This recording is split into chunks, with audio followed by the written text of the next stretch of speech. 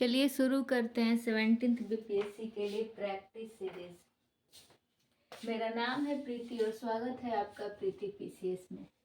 First question देखते हैं। फतुहात आलमगीरी किसके द्वारा लिखी गई रचना है? ठीक है, तो ये 69th बीपीएससी में पूछा था फतुहात आलमगीरी। तो इसका ऑप्शन था हरिदास, भीमसेन, ईश्वरदास नागर, इनमें से कोई नहीं।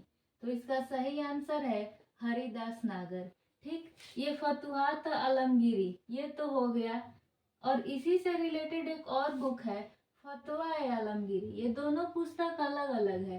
फतुहात आलमगीरी ईश्वरदास ने लिखा है और सेकंड क्वेश्चन है फतवा आलमगीरी के लेखक हैं औरंगजेब और विभिन्न प्रमुख इस्लामी विद्वान। या सिर्फ ऑप्शन में आपको औरंगजेब देखने को मिल सकता है।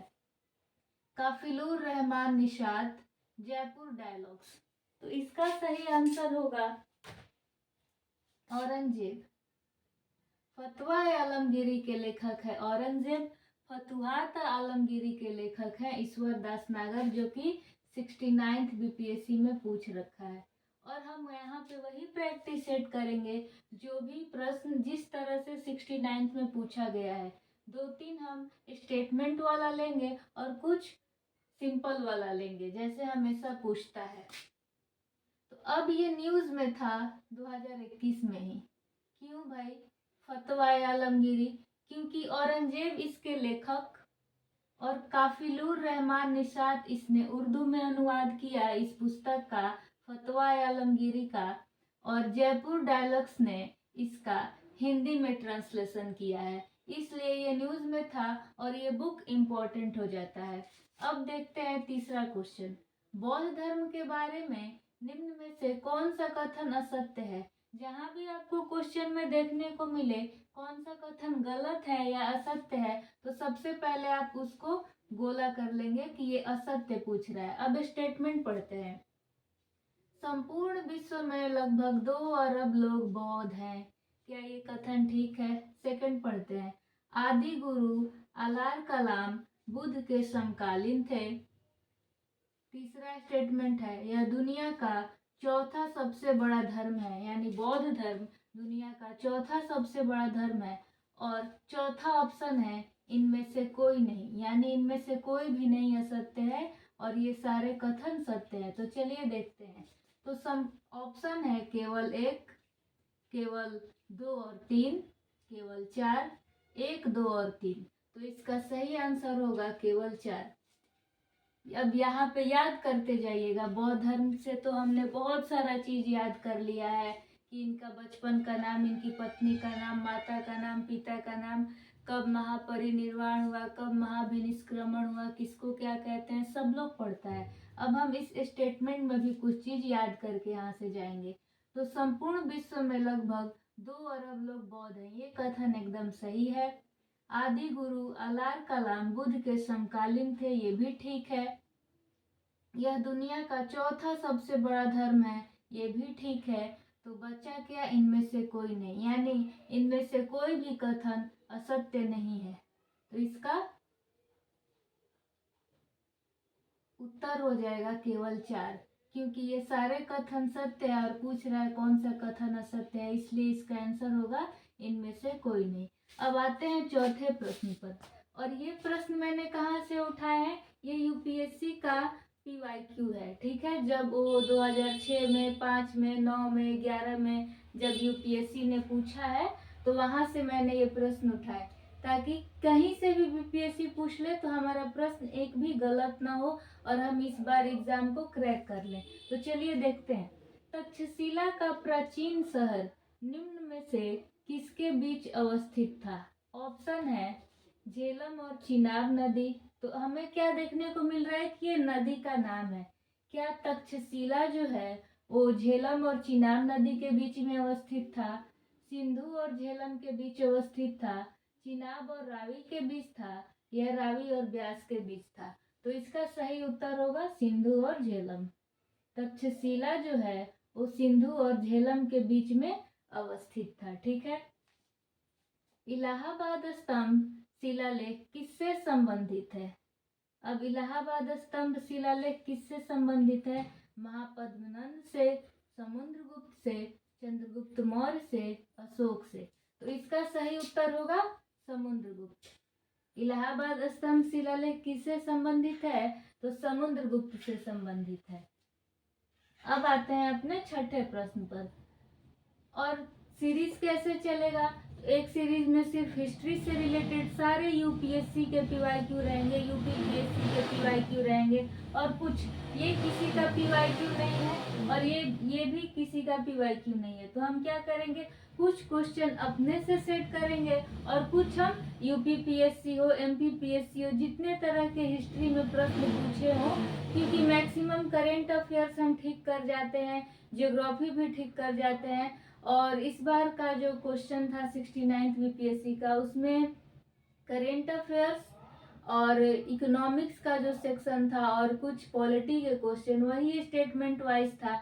बाकी हिस्ट्री के जितने क्वेश्चन थे वो सारे ऐसे ही थे, वो स्टेटमेंट वाला प्रश्न नहीं पूछा था। तो हम 2 या 3 वीडियो रोज लेके आएंगे, जिसमें एक में सिर्फ हिस्ट्री चलेगा, एक में जियोग्राफी चलेगा। तो आपका चैप्टर वाइज खत्म होते चलेगा। और पीवाईक्यू पहले कर लेते हैं यूपीएससी का, यूपीपीएससी का, एमपीपीएससी का, हर सब्जेक्ट का पीवाईक्यू कर लेते हैं, ताकि एक भी प्रश्न छूटे नहीं और हमें आइडिया मिल जाए कि इस तरह का भी प्रश्न पूछा जाता है। तो अब आते हैं अपने छठे प्रश्न पर। बोधायन प्रमेय हम लोग बौद्ध धर्म लुसेंट में सब पढ़ लेते हैं, लेकिन ये हमने नहीं देखा था। बोधायन प्रमेय क्या होता है, या इसको बोधायन सुलवा सूत्र भी कहा जाता है। बोधायन सुलवा सूत्र किससे संबंधित है? ऑप्शन देखते हैं। पाई के मान की गणना से, लघु गुणक गणना से, एक समकोण त्रिभुज की भुजाओं की लंबाई से, सामान्य वितरण वक्र से।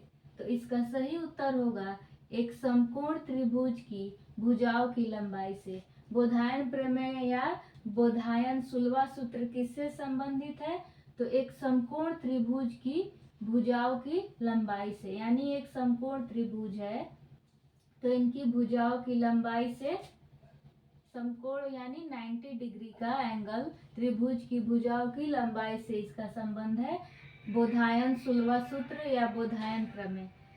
7वां प्रश्न है, अनेकांतवाद निम्न में से किसका मूल सिद्धांत और दर्शन है? जैन धर्म का, बौद्ध धर्म का, सिख धर्म का या वैष्णव धर्म का? तो इसका सही उत्तर होगा जैन धर्म। यानी अनेकांतवाद किसका मूल सिद्धांत और दर्शन है? तो जैन धर्म का। ठीक है।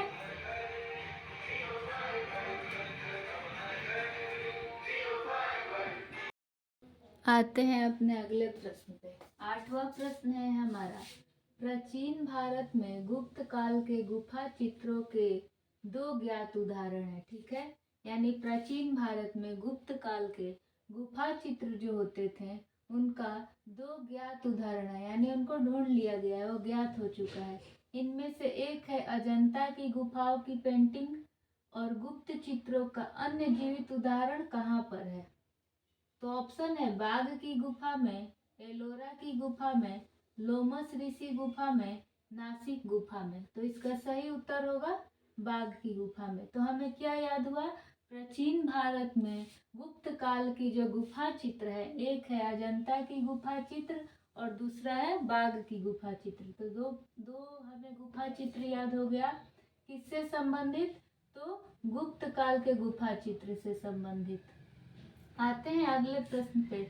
जैन दर्शन के अनुसार सृष्टि की रचना और पालन पोषण, ऑप्शन देखते हैं। सार्वभौमिक विधान से हुआ है, सार्वभौमिक सत्य से हुआ है, सार्वभौमिक आस्था से हुआ है या फिर सार्वभौमिक आत्मा से हुआ है।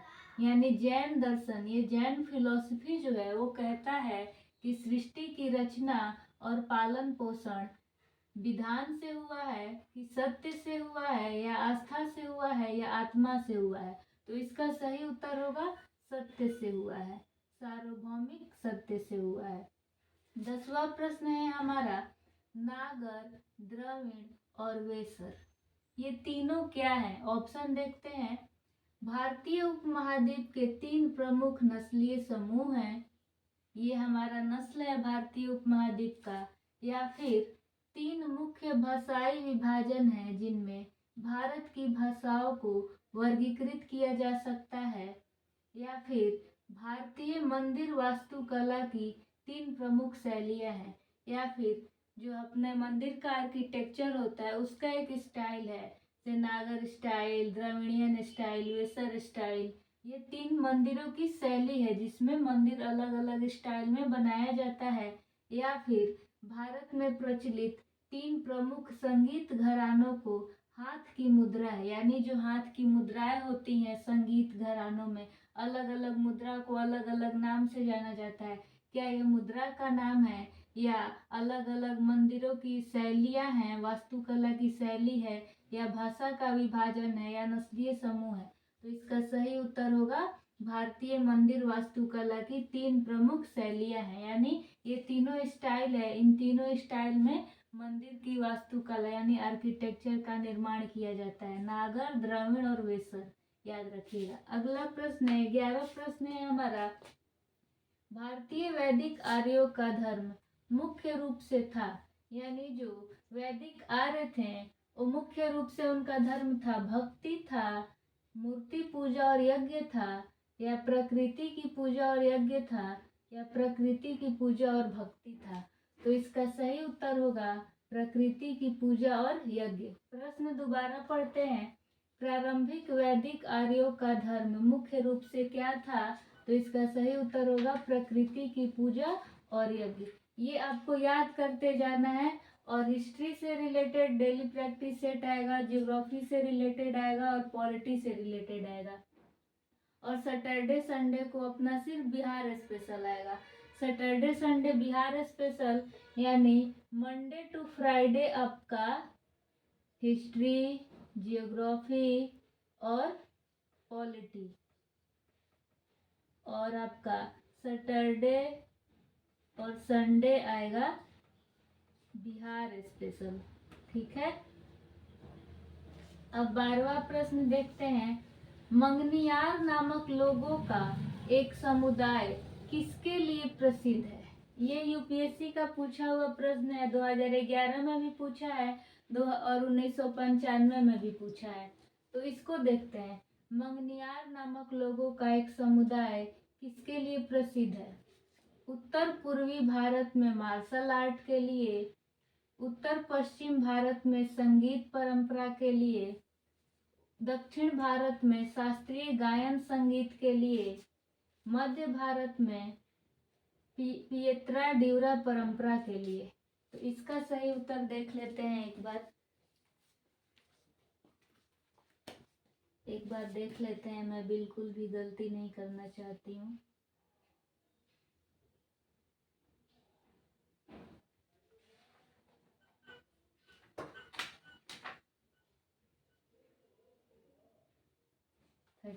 का बी, उत्तर पश्चिम भारत में संगीत परंपरा के लिए। ये लग रहा था कि यही होगा, लेकिन मैंने एक बार देख लिया कि हम गलती बिल्कुल ना याद करें। मंगनियार नामक लोगों का एक समुदाय जो था वो किस लिए था? तो उत्तर पश्चिम, यानी अगर हमारा भारत का मैप है तो उत्तर पश्चिम भारत में ये संगीत परंपरा से संबंधित थे। कौन से समुदाय? तो मंगनियार नामक लोगों का समुदाय संगीत परंपरा से संबंधित था, वो भी उत्तर पूर्वी नहीं, उत्तर पश्चिम भारत में। ठीक है। आते हैं अपने लास्ट और अंतिम प्रश्न पर। निम्न में से कौन सा जोड़ा भारतीय दर्शन की 6 प्रणालियों का हिस्सा नहीं है? आते हैं ऑप्शन पे। मीमांसा और वेदांत, न्याय और वैशेषिक, लोकायत और कपालिका, सांख्य और योग। तो ये दर्शन है, ये तो हमें याद रहता है, लुसेंट सब लोगों ने पढ़ा है और सभी लोगों को याद होगा। तो हम लोकायत और कपालिका के प्रवर्तक कौन है ये नहीं याद करते हैं। तो सही आंसर क्या हो जाएगा? लोकायत और कपालिका जो दर्शन है वो भारतीय दर्शन की 6 प्रणालियों का हिस्सा नहीं है। अब इसी के साथ हम याद कर लेते हैं भारतीय दर्शन की जो 6 प्रणाली है। ये आपका हो जाएगा दर्शन, और ये हो जाएगा प्रवर्तक। इसके प्रवर्तक कौन थे?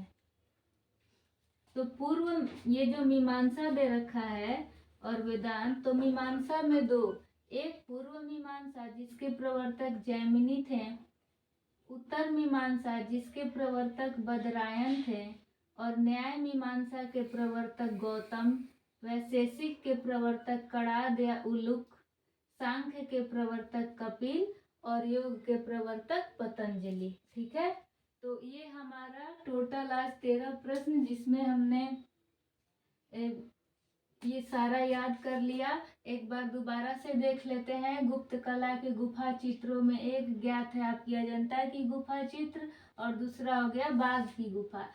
और 9वां प्रश्न है, जैन दर्शन के अनुसार सृष्टि की रचना और पालन पोषण किससे हुआ? तो सार्वभौमिक सत्य से हुआ। नागर, द्रविड़ और वेसर क्या है? तो वास्तुकला की 3 मुख्य शैलियां हैं। किस लिए? तो मंदिर वास्तुकला के लिए, घर के लिए या भवन के लिए नहीं, मंदिर वास्तुकला के लिए। प्रारंभिक बौद्धिक वैदिक आर्यों का धर्म मुख्य रूप से क्या था? तो प्रकृति की पूजा और यज्ञ था। मंगनियार नामक लोगों का समुदाय किस लिए जाना जाता था? तो उत्तर पश्चिम भारत में संगीत परंपरा के लिए प्रसिद्ध है। निम्न में से कौन सा जोड़ा भारतीय दर्शन की 6 प्रणालियों का हिस्सा नहीं है? तो लोकायत और Kapalika. Thank you so much for watching this video कैसा लगा प्लीज कमेंट करें। और भी किस तरह का प्रैक्टिस सीरीज लाया जाए बीपीएससी 17 के लिए, ये आप कमेंट करें। आपका भी आइडिया, हम जो भी आप कॉम्प्लीमेंट करेंगे उसको हम इम्प्लीमेंट करने की पूरी कोशिश करेंगे, और जैसा आप चाहते हैं उसी के अकॉर्डिंग वीडियो तैयार किया जाएगा। Thank you so much for watching this video.